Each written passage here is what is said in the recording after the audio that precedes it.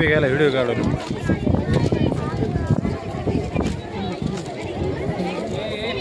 आवाज रे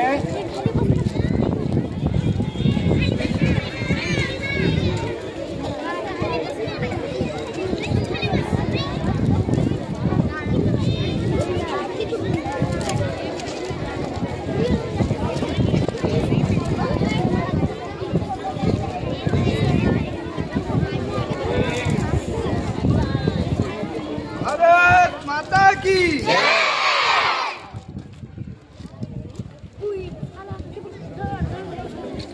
भारत माता की भारत माता की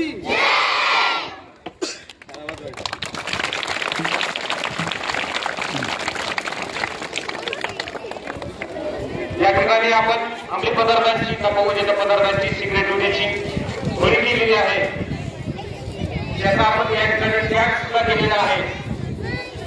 मित्रांनो, आपल्याला अशा पदार्थांच्या विक्रीबद्दल काही माहिती मिळाल्यास काही दिसल्यास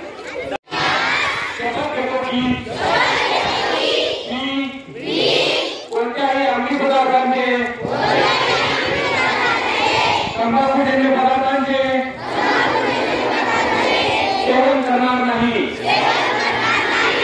मी तसेच माझ्या घरातील कोणाही सदस्याला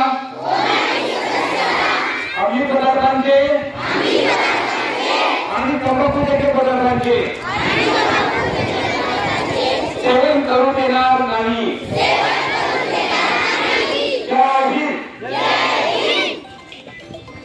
थँक्यू. आणि आपल्याला जे अंमली पदार्थ आज अभिनय करताना घेऊन आले होते नंबरचा उपयोग करायचा आहे. आम्ही अवघ्या 5 मिनिटात आपल्यापर्यंत पोहोचणार. किती मिनिटात? 5 मिनिटात जर आपण क्रॉस केला तर 5 मिनिटात ती लोकांना या ठिकाणी येणार. ठीक आहे. काय विनंती, या 2 क्रमांकाचा आपण पुरेपूर असा उपयोग करून घ्यायचा आहे. ज्या ठिकाणी अडचण असेल त्या ठिकाणी आपण या नंबरचा उपयोग करून आमची मदत घ्यायची. थँक्यू.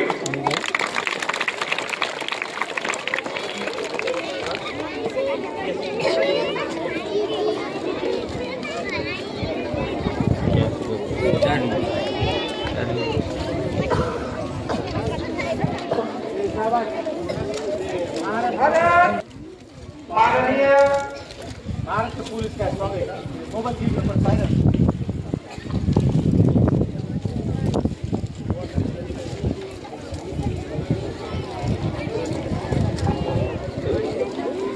बीड जिल्ह्याचे नाशिक पोलीस अधीक्षक समजणारे श्री नितीन नवनीत सावस्कर यांनी जी बीड जिल्ह्यासाठी मोहीम राबवली आहे की नशामुक्त भारत हा सत्ताच सुरू झाला आहे, परंतु बीड जिल्हा हॉस्पिटल आणि असे राहायला लागले. परंतु असं काही नसून धारूर पोलीस स्टेशनचे सहाय्यक पोलीस निरीक्षक श्री देवीराज मालवणे साहेब यांनी आज माणसांना सुधारण्यापेक्षा या खऱ्या नव्या पिढीला सुधारण्याची गरज असल्याने या शाळेमध्ये हा कार्यक्रम आयोजित केला आणि या चिमुकल्यांना सांगितलं या खऱ्या या चिमुकल्यांना उद्याच्या घडणारी जी नवी पिढी आहे त्या पिढीला सुधारण्याची गरज आहे आणि हीच पिढी सुधारली तर आपलं भारत देश सुधरेल. आपण माननीय पोलीस अधीक्षक बीड श्री नवनीतजी कावत साहेब यांच्या मार्गदर्शनाखाली अंमली पदार्थ जनजागृती व नशामुक्ती पोलीस स्टेशन धारूर हद्दीमध्ये राबविण्यात आले.